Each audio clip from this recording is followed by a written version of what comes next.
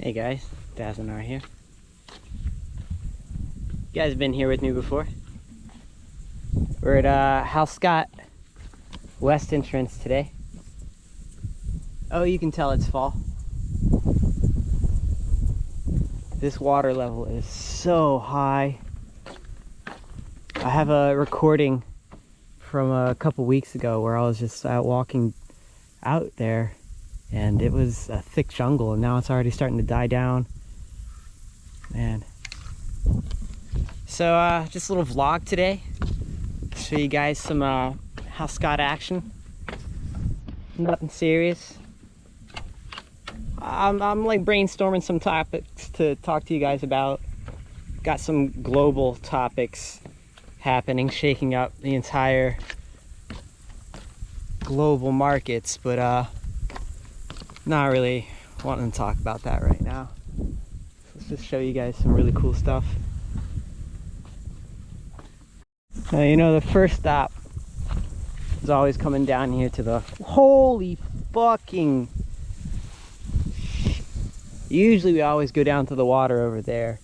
I don't know if you guys know what these are. Yeah, they hurt.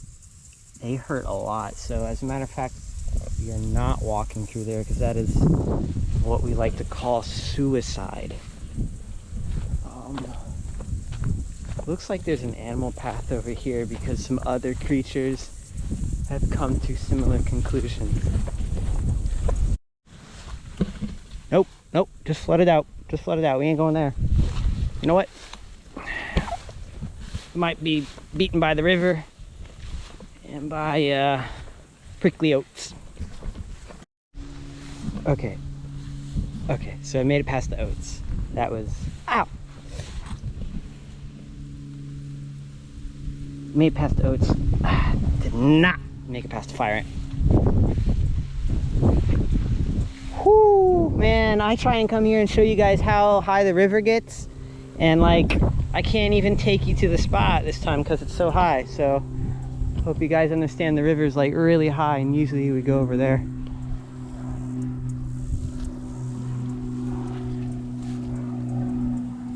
Alright, I want to start biking. Get the fuck out of here.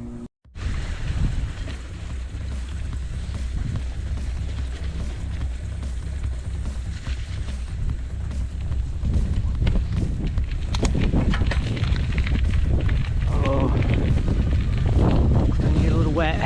Sorry, Mr. Vulture.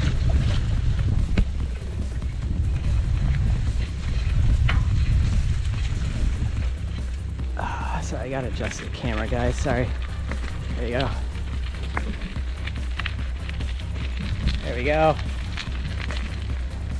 Yeah, it has not rained in like 5 or 6 days. It's been sunny. How is there water? How is there water? I just went to the ranch yesterday. There isn't a freaking ounce of water out there. Whatever.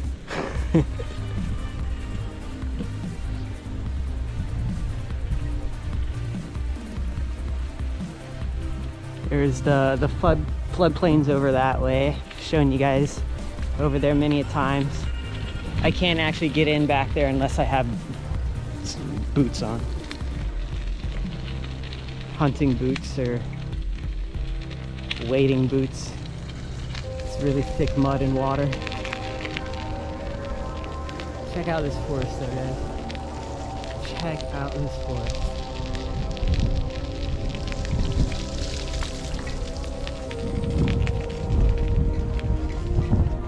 I do hope you guys are getting out and trying to experience the world around you, whether it's through hiking or adventure or just walking outside and enjoying the clouds, some stars, connecting with that natural person that you are, and maybe remember to not connect with what society has been molding you into, you know?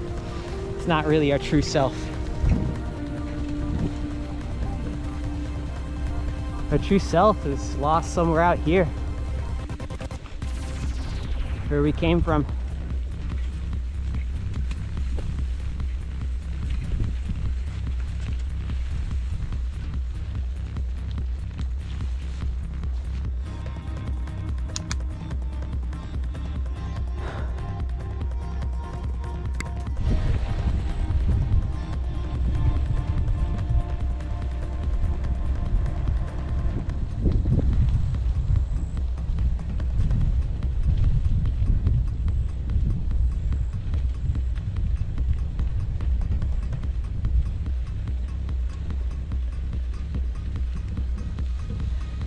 It's usually hard for me to describe how the surroundings are making me feel. Sometimes, you know, I listen to people talk about how an area makes them feel, or, you know, it's just cringy. So I don't even know if it's worth describing. But some people really don't get out at all. Some people don't get to experience anything like this, and this is nothing, you know? This is flat Florida. There is so much out there to experience. And many of us are caught in lives where we no longer experience that. So knowing that, regardless of how cringe it is, how does this make me feel being out here?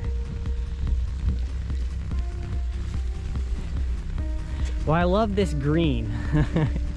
It's just overwhelmingly calming, feels at home.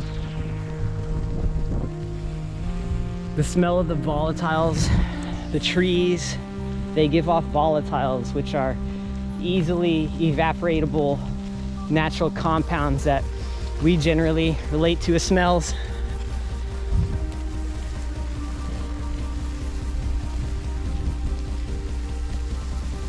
It's so open, you know, it has so much potential. Look what we have done with nature as is, you know. But look what we have lost. We've lost our way with nature. Completely separated ourselves.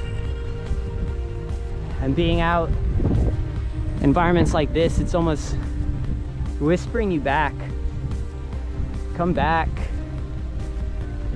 Not really, that's really cringe, right? That felt cringe as I said it, but that really feels like the call of the planet. You know, it's the life cycle and the death cycle right there. Come back.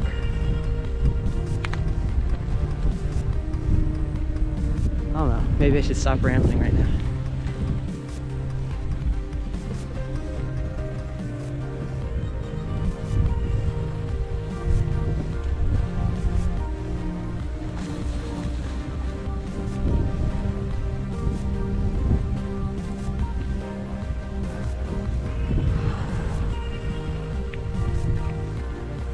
I've been hiking out back there before. I actually have some on my old GoPro.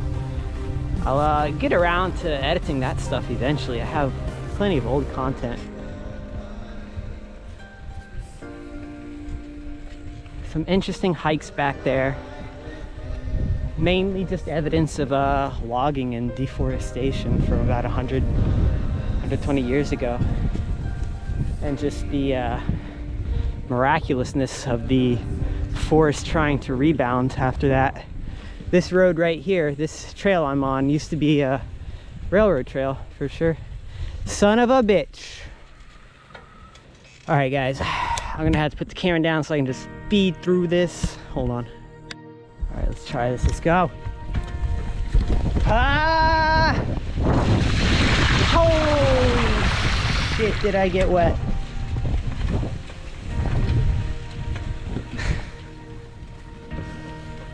Oh man, yeah. So yeah, I got a little wet there, but it's kind of warm outside, so it's a little refreshing. This right here doesn't look like much, but this is actually an abandoned logging trail. Things like this that will, in another 20, 30 years, maybe possibly 100, will be completely forgotten. Only little bits of information like this right here will be clues to people that there actually used to be logging trails that would go all the way back there. I've explored one of them up here. I don't have the pants on or anything to go and show you guys. Last time I was out here, I got 9 ticks on me.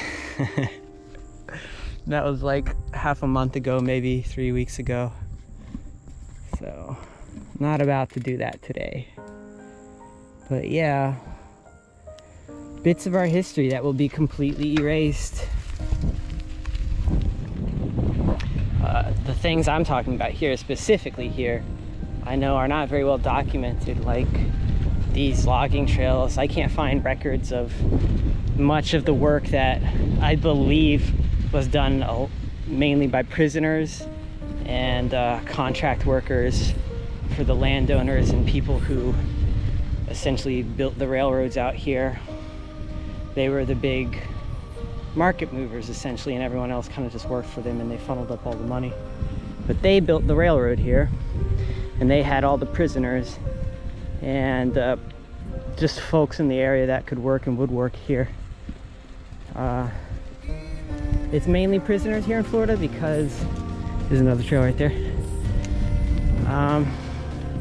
Slavery was already abolished by the time Florida was really starting its major construction. Like, I believe the second and first Seminole Wars happened, or the first one happened before. I don't know. Sorry, but I'm pretty sure I'm not bullshitting when I say a lot of the construction of Florida was done after slavery, and so they used prisoners, forced labor that way. And there is this very, very, very, very old prison that's not too far from here. And it's just a huge prison now. It's sprawling complex, like so much property. Hey, I made it to my destination. I'm gonna take a chill in this little shady spot and maybe do a little rant. And we'll end the video. I hope you guys enjoyed the stroll through the pine forest today. On this side, like I was explaining to you, we have the floodplains, which consist mainly of cypress, and you got oak and a whole bunch of other hardwood that live out there. And then out here you have these pine flats with their scrub down here, which is a whole bunch of different grasses, hedges, little brushes like this Ilex glabra, which is inkberry, this scrub right here, which is saw palmetto, and dominated by these longleaf or slash pines. Yeah, it's just one of the many hundreds of ecosystems on this planet, and I fucking love each and every one of them, and this one's right in my backyard, and I appreciate it. All right, I'm gonna chill out, think of one more topic to talk about, and get the out of this video.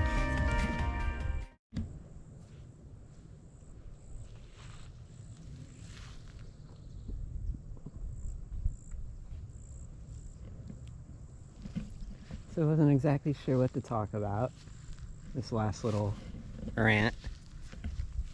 I always come here and end up talking about our connections to the past, because here at Halscott there's a lot of covered up history, and it's just getting more covered up. But there will be more videos for that, more times for that. Let's go on with this. How does it make me feel out here? Because like I said, many of us just don't get out. You just don't get out in the forest. You don't get out in the parks. So how do you feel out here? Personally, I feel connected to the planet, and that seems cliche, but let me explain how. You're vulnerable out here. You're vulnerable to the bugs, you're vulnerable to the sun, to the weather. You take everything in. You hear, you use your senses to collect and gather information out here, just like you do in society. But out here, it's a lot less human regulated. There's a lot less under our control, that if we don't like it, we can easily manipulate a situation, and it's immediately to our benefit, and we don't have to second guess, you know, the after effects as much. But the after effects here, we now know have pretty big consequences, and the societies that chose to work with nature have more sustainable outcomes while being primitive. They seem to generally leave their ecosystems intact. They're kind of one with their environments, whereas most societies, including the ones that if you are watching this, you are most assuredly a part of or have come from, have just tried to take advantage of a situation or an ecosystem or a habitat and manipulate it to their needs. The same kind of mentality we use for our everyday problems. But we can't treat this ecosystem as one of our everyday problems, because when you try and bioengineer to such a degree, there's always cataclysmic consequences. So, all that being said, me personally knowing how just loose this is a system based on like partial chaos theory, right? Like a fire could happen, more nutrients, a fucking bear pisses in a certain area and shits in a certain area, there's more nutrients. It kind of changes that little microclimate for the fauna and the flora, and that's how things change. Whereas we come in and completely recreate a system and cause mass destruction to the system that was before it. It's a very different kind of contrast here, where this is a slow, usually gradual change, sometimes drastic changes like forest fires, and compared to us, which is always drastic, manipulative changes to a system. It feels a lot more flow when I'm just out here. Like, it confuses me why so many other people don't, I don't know if they don't get the benefit, but you don't see too many people out experiencing nature. I don't. When I went to Colorado and other states, sure, you would see more people in like national parks. Here in Florida specifically, it's a pretty low number I would see of people that are just out at state parks and trying to enjoy nature, compared to people that are wrapped up in their daily lives and their social lives and their work lives. And I wonder what benefits this may have.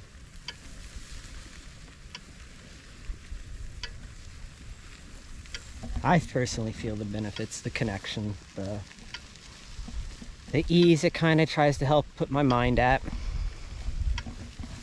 Understanding we're just a small part of this, and not to get too wrapped up in our temporary social and societal constructs that we have placed on each other. That is, unless you are one of those who will be immortal and will immortalize yourself.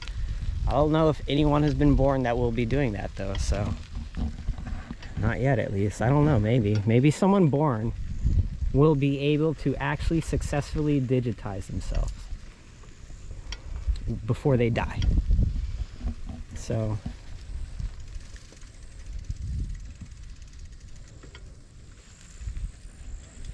never say never.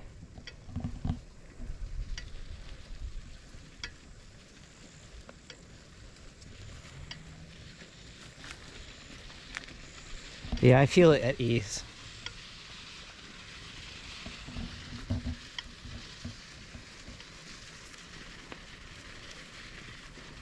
The sense of vulnerability makes me have respect for the area I'm in. I'm essentially just a guest because I've been so torn apart from it, that I respect that this place, I would have a hard time surviving alone, Me, personally, I think I could manage after a while and starving, but I think I could manage. But it's still this great respect and understanding that this is such a wild place that it would really tear us apart. And it's only through like our collective action and complete manipulation of a system that we have come to where we are. I don't know if that's good. I don't know if that's bad. I don't know. I know this stuff is disappearing. And no matter how much many of us respect it and cherish it and want to protect it, the greed in our systems outweighs that desire, and outweighs the desire and strive for sustainability. So I also cherish the fuck out of it while it's here.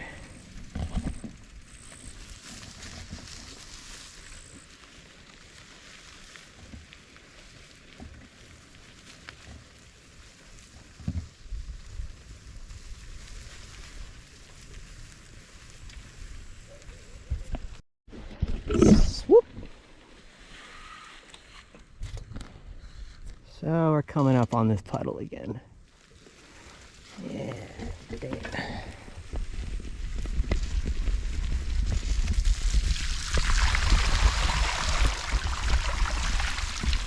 Just go on the side, it's not as bad.